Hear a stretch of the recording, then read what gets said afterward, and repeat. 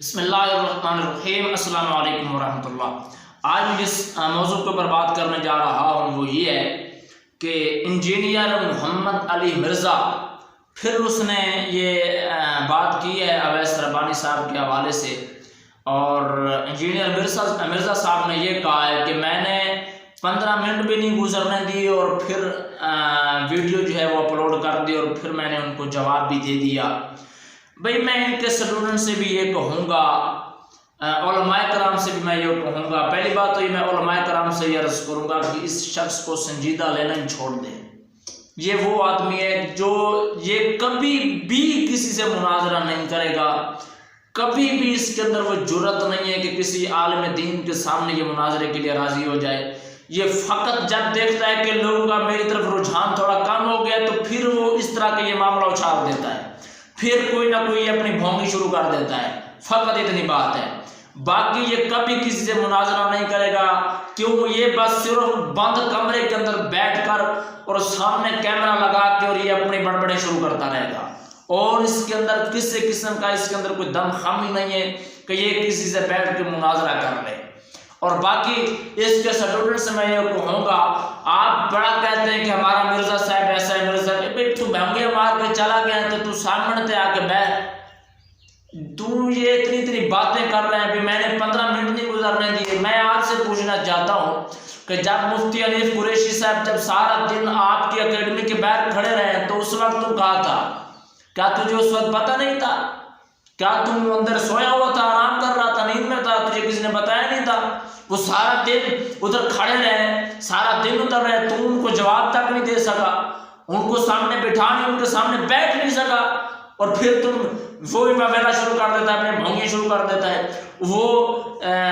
مفتی طارق مسعود، وہ 48 گھنٹے کا تجھے اس نے ٹائم دیا تھا تیرے شہر کے اندر آ کر، تو اس کو ایک 48 گھنٹے میں جواب تک نہیں دے سکا، اور تو پھر باتیں کر رہا ہے بھئی میں اب مجھے بٹھائے، میں ان کے سامنے بیٹھنے کے لیے تیار ہوں، یہ ہوں وہ ہوں، اور پھر تو اپنی وہ بھونگی شروع کر دیتا ہے، میں نے فلاں ایکٹر سے بات کی ہے، میں نے فلاں ایکٹر سے بات کی ہے، وہ ٹیم بھیجیں گے یا آن لائن لیں گے، یہ لیں گے وہ لیں گے۔ یہ کیا تیری بھونگی ہے؟ سیدھی بات ہے کہ تجھ میں دم خم ہے، کوئی تاریخ فکس کر، کوئی ڈیٹ فکس کر، فلاں دن کیا مجھ سے آئیں، یا آپ آ جائیں یا میں آ جاتا ہوں، مناظرہ کر لیتے ہیں، دودھ کا دودھ پانی کا پانی ہو جائے گا۔ مناظرہ کرنے کی تجھ میں ہمت نہیں ہے، جسارت نہیں ہے، صرف تو خالی بند کمرے کے اندر بیٹھ کے بک بک کر سکتا ہے، اور تجھ میں کچھ بھی نہیں ہے۔ مجھے تو حیرانگی ان لوگوں کے اوپر ہوتی ہے جو تجھ جیسے ناگوار کو سنتے ہیں، جس کے پاس نہ کوئی عالم کی سند، نہ کوئی درس نظامی کی سند، نہ کوئی تخصص کی سند، کوئی سے چیز کی کوئی سند ہی نہیں ہے، وہ ایسے بیٹھ کے شروع ہو گیا بھائی۔ اور جس کو قرآن پاک بھی دیکھ کے پڑھنا نہیں آتا، جس کو خالی عبارت تک نہیں آتی، میں چیلنج سے کہتا ہوں، چیلنج کرتا ہوں اس کو کہ یہ کسی مکتبہ فکر کے کسی درس نظامی کرنے والے طالب علم کے سامنے بیٹھ کے یہ عبارت پڑھ دے، پتہ چل جائے گا اس دن، یہ جس دن قدوری کی عبارت پڑھے گا، جس دن یہ ہدایہ کی عبارت پڑھے گا، پتہ چل جائے گا اس کی علمی اوقات تک، اس کی کتنی علمی اوقات ہے۔ خدا رہا ایسے لوگوں سے میں یہ سمجھتا ہوں کہ احتیاط کیا کریں، اس طرح کے آدمی کو سننا ہی فضول ہے، اپنا ٹائم ضائع کرنے والی بات ہے، جس کے پاس نہ کوئی سند ہے نہ کچھ ہے۔ اور جو مجھے تو حیرانگی ہوتی ہے ان لوگوں کے اوپر جو اس کے اوپر اعتماد کیے ہوئے ہیں کہ بھائی اگر اتنا ہے اس کے اوپر اعتماد ہے تو پھر اس دن اس کو کسی دن پکڑ کے کسی عالم دین کے سامنے بٹھائیں تو صحیح کہ بھائی بات تو کر، ثابت کر اپنے دلائل۔ تو اتنے فرقوں کی تکفیر کیے جا رہا ہے، فلاں بزرگ ایسے، فلاں بزرگ ایسے، مجھے تو اتنا بتا دے یہاں دین کس نے پہنچایا تھا؟ یہ بزرگ نہ ہوتے تو کسی منگول کی، تو میں یہ سمجھتا شاید مسلمان بھی نہ ہوتا، تیرے دادے تو مسلمان بھی نہ ہوتے۔ یہ تو شکر کر کے انہوں نے یہاں تک دین پہنچایا اور مسلمان کیا انہوں نے آ کر، اور پھر تم شاید مجھے لگتا ہے کہ تھا اندر سے کچھ اور پھر ان کے اوپر بیٹھ کے بزرگ جن نے دین پھیلایا تھا، اب صاحب ذرا پھر ان کے اوپر بیٹھ کے تو اب وہ زبانی استعمال کر رہا ہے، اور کچھ بھی نہیں ہے۔ صاحب ذرا تو سمجھتا ہے کہ اور تو اب کوئی ہے نہیں رہا، یا تو یہ سمجھتا ہے کہ اب مشہور ہونے کا بڑا شوق ہے تو مشہور ہونے کے لیے اب کیا کیا جائے، وہ تجھے ملا یہی راستہ تھا۔ صاحب ذرا سوشل میڈیا کے اوپر جو جب بھی کوئی دین اسلام کے خلاف کوئی بات ہوتی ہے تو وہ جو دو ٹوکے کے لوگ ہوتے ہیں وہ بڑے ہنسی مذاق کر رہے ہوتے ہیں، تو یا تو یہ سمجھ کے آیا کہ مجھے چلو سوشل میڈیا کے اوپر شہرت مل جائے گی، یا تو یہ سمجھ کے آیا ہے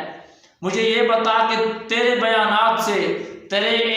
کلپوں سے کوئی آج تک ایسا ہوا ہے کہ جو دین کے اندر آیا ہو، باقی دین سے لوگ دور ہوئے ہیں؟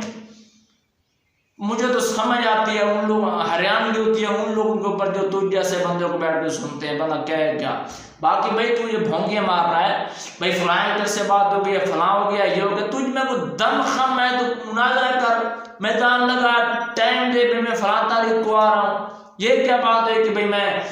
فلاں ایکٹر سے بات ہو گئی، فلاں ڈائریکٹر سے بات ہو گئی، یہ ہو گیا وہ ہو گیا،